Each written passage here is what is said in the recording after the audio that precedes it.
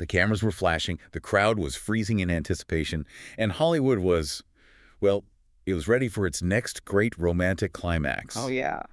Picture it.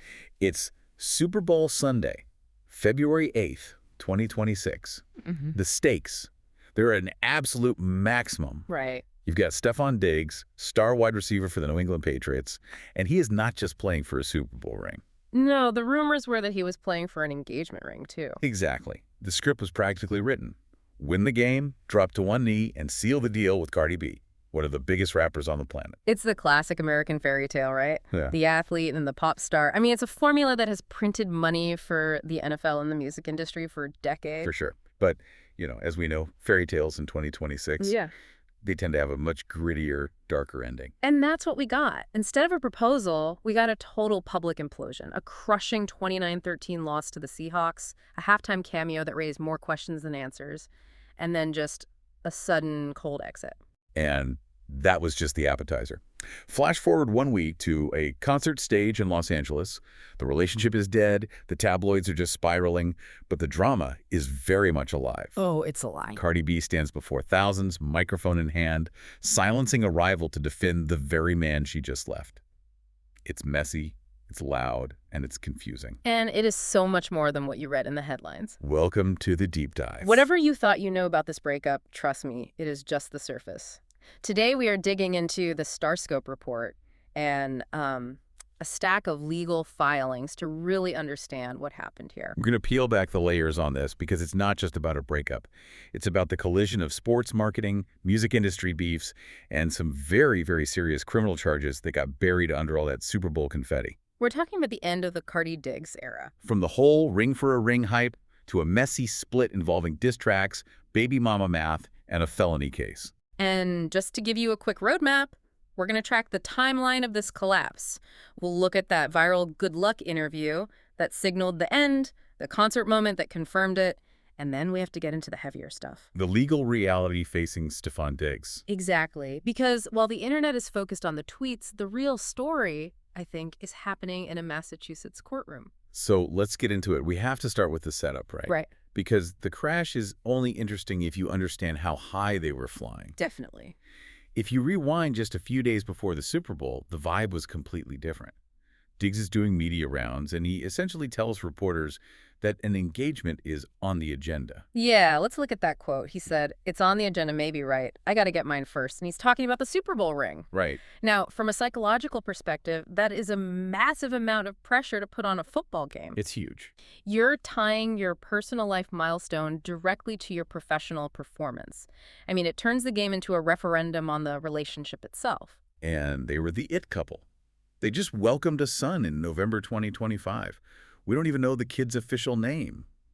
Diggs calls him Baby Brim. Cardi calls him Touchdown. They were seemingly in this little bliss bubble. Seemingly. But then Super Bowl weekend hits, and the energy just shifts. You could feel it through the screen. It was palpable. The day before the game, an ESPN reporter catches Cardi at a Fanatics party. Now, usually, this is where you get the canned "I'm so proud of him" soundbite. The standard PR answer. Totally. The reporter asks her for an inspiring message for her man before the biggest game of his life.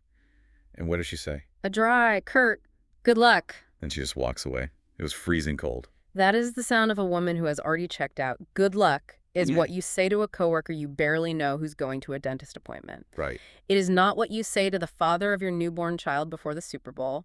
In the world of celebrity PR, where every single public utterance is calculated to maintain the brand of the power couple, that silence was deafening. It really was. It was a withdrawal of emotional labor, plain and simple. Then we get to the game itself. The Patriots get crushed by the Seattle Seahawks. Just demolished. And Diggs has a rough night. 3 catches, 37 yards. It was bad. But the real story happens at halftime. Cardi performs with Bad Bunny, who, by the way, is having this massive moment with his Spanish language album Win, and she looks amazing. She does her thing. Yeah. And then she ghosts. This is such a crucial detail. Reports confirm she left Levi's Stadium immediately after her performance. Immediately. So she didn't stay for the second half? Didn't stay for the second half, didn't stay to console him after the loss, nothing. But wait, is that really a breakup move? Or is that just a I'm a performer and I have places to be kind of move? No. It's absolutely a breakup move. Think about the contract of the modern WAG, the wives and girlfriends. Okay. Part of the role, especially at the Super Bowl, is the visibility of support. By leaving, she was signaling that her obligation was to the show, not to the man. If they were solid, she's in that luxury box waiting to hug him, win or lose. That makes sense. Leaving the stadium is a strategic exit. It says, I am here for my career, not yours. And then came the modern-day breakup notification. The mutual Instagram unfollow. On February 9th. It's the digital equivalent of changing the locks. It's swift and it's very public, and Diggs did not help matters. He posted this cryptic, 20-slide carousel on Instagram. The carousel. And he turned off the comments, which is always a red flag that you know you're losing the PR war, and posted quotes like, gratitude and fear cannot coexist. It was giving motivational speaker having a crisis. It felt like he was trying to spin this narrative of resilience while his personal life was just crumbling. Totally. But here's the thing, and this is why I love doing these deep dives. If you think a few unfollows and a bad game were the only reasons for this split, you are missing the bigger picture. Right. The internet was obsessing over the unfollows, but there was this feud brewing in the background that would force Cardi to publicly address the elephant in the room. The BIA feud. This brings us to the intersection of the music industry and personal drama. We have to talk about BIA. Okay, so the BIA beef. Now, for listeners who aren't deep in the rap logs, we need to explain this. This isn't just two random people arguing. This has layers. Correct. This has been simmering for a while. It stems from a professional rivalry specifically, both of them sampling the same Missy Elliott track. In hip-hop, that's a territory dispute. It's a who did it better situation. Exactly. So there was already professional tension. But on February 12th, BIA decided to make it personal. She took the professional rivalry and weaponized Cardi's personal life against her. She tweeted this brutal jab, mocking Diggs' Super Bowl stats. She writes, "Can I name someone with more BMs, baby mamas, than receiving yards? I can, and I know that. YKWNVM." That is a scorched earth insult. Let's just break down the layers of that tweet. First, she attacks his professional failure. 37 yards is a bad game. Second, she attacks his messy personal life, implying he has more baby mamas than yards. And third, by tagging Cardi in the subtext, she's humiliating Cardi for choosing a man with that much baggage. And this leads us to the moment that everyone is talking about. Yeah. Los Angeles, February 15th, the Little Miss Drama Tour. Yep. Cardi stops the show right before performing her diss track, Pretty and Petty, and she says, let me tell you something. Just because I ain't fucking with my baby daddy doesn't mean you get to talk about my baby daddy. This is for you, Brooch. The crowd went absolutely wild. But let's analyze that first part. Just because I ain't fucking with my baby daddy, that is the official confirmation. It is over. It is. But the second half of the sentence is the fascinating part. Doesn't mean you get to talk about my baby daddy. It's incredibly territorial. So territorial. It speaks to this us against the world mentality that Cardi has always had. Even when the us is broken, she draws a hard line at outsiders disrespecting the father of her child. It's complex, isn't it? She's dumping him, but she's also defending him. It reminds me of how she handled things with Offset in the past. Like, she can criticize him, she can drag him, but nobody else can. Exactly. It's about agency. She wants to control the narrative of the breakup. If BIA insults him, it makes Cardi look bad for being with him. By defending him, she reclaims her power in the situation. She's saying, I handle my business. You don't speak on my family. It's a very mafia wife mentality, even after the divorce papers are filed. But why defend him? Is it just pride? Or is there something else going on? Because we have to talk about the rumors that BIA was alluding to. What is this baby mama math? Baby mama math is the internet sleuthing term for looking at birth dates and conception dates to figure out fidelity. BIA was hinting at something very specific. Okay. There are credible rumors and reports that Diggs fathered multiple children with different women, Aileen Lapra and Kiana Barber, in a very short span of time. And these timelines, they overlap with the birth of his son with Cardi, right? The overlap is significant. When you look at the dates, it suggests that while he was with Cardi, he was also maintaining relationships, or at least procreating with other women.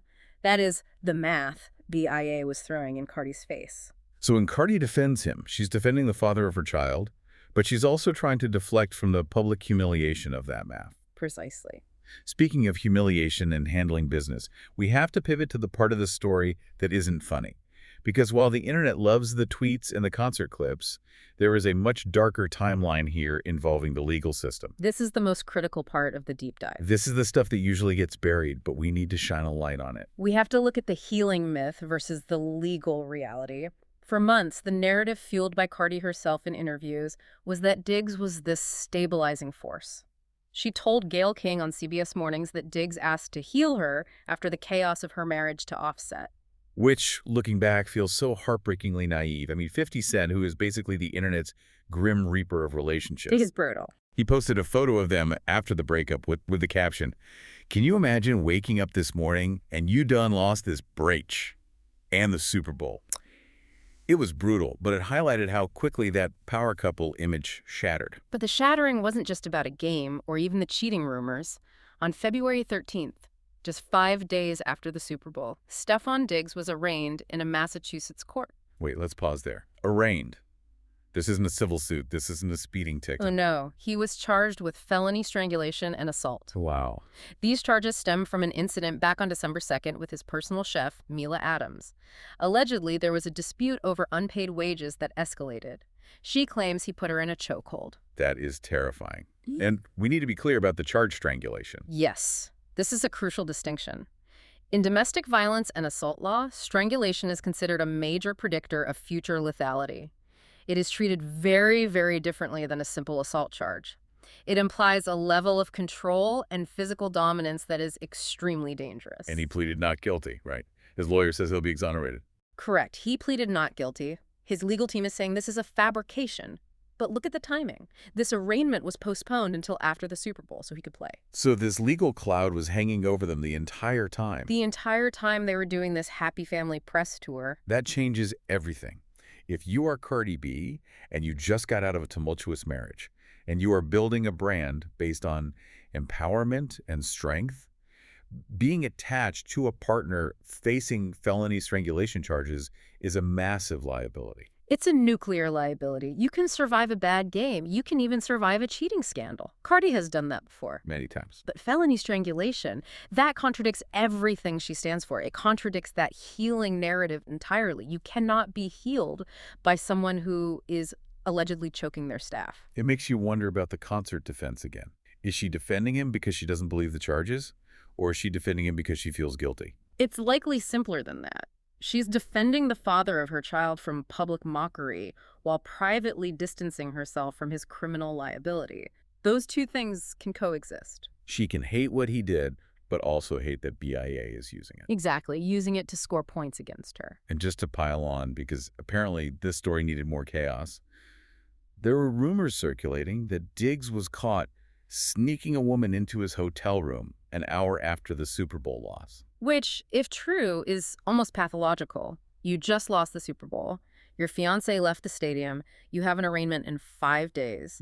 And you're sneaking a woman into the hotel. It's unbelievable. If that report is accurate, it speaks to a level of recklessness that makes the breakup seem completely inevitable. It feels like the Super Bowl was just the expiration date, doesn't it? Like the relationship was already rotting from the inside and the game just ripped the cover off. That's the perfect way to put it. The Super Bowl loss stripped away the winner halo. Yeah. When the team is winning, you can ignore the rumors, Yeah. You can push back the court dates, but when the confetti doesn't fall and you lose 29-13, all that's left are the problems. And for someone like Cardi, who is incredibly astute about her business and her image, the cost of staying became higher than the cost of leaving. And if you are enjoying this deep dive into the machinery of celebrity breakups, make sure you hit that subscribe button. We track the drama and the data so you don't have to. And trust me, you'll want to be here for the next update because this story is far from over. So where does this leave everyone? We went from engagement rumors to a court arraignment and a breakup confirmation on stage in less than 2 weeks. That is a whirlwind. Right now, Cardi is back in her element. She's focused on the Little Miss Drama Tour. She's got 4 kids to raise: Culture, Wave, Blossom, and baby Brim. She is projecting total independence. She's telling the world, I'm good. And Diggs is facing a pretrial hearing on April 1st. His reality is very different. He has to fight for his career and his freedom, essentially.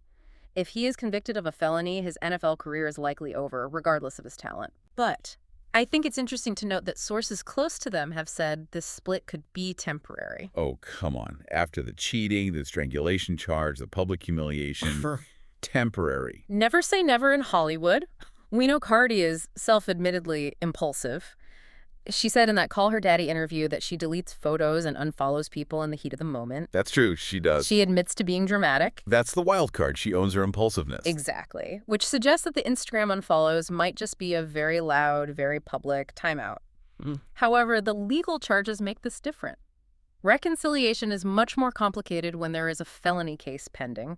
This isn't just about forgiving a cheater. It's about standing by someone accused of violent crime. That is a much heavier burden for her brand to carry. So what does this all mean for us, the listeners? You know, we love to watch the drama. We love the memes. But there is a human cost here. Absolutely. It's a lesson in the fragility of these power couples. We tend to view them as these monolithic entities, the Carters, the Beckhams. Like corporation. They are corporate mergers as much as they are romantic relationships. And when one partner's stock crashes, whether through a lost game or legal trouble, the merger dissolves. It's just business. That is such a cynical, yet probably accurate take. It really makes you wonder. Cardi defended Diggs against a rap rival, but with felony charges and cheating rumors stacking up, was this a breakup caused by a lost game, or was the Super Bowl just the catalyst that forced reality to crash in? And it raises an important question for everyone listening, too. In the age of social media, do we even know what a real relationship looks like anymore? Or are we just watching two brands collide and separate based on their market value? When does the person stop and the product begin? Yeah. Something to mull over the next time you see a goals comment on Instagram. You've been listening to The Deep Dive, where we uncover the stories shaping Hollywood, music, and pop culture. Thanks for tuning in, and don't forget to subscribe for more stories that keep the stars shining.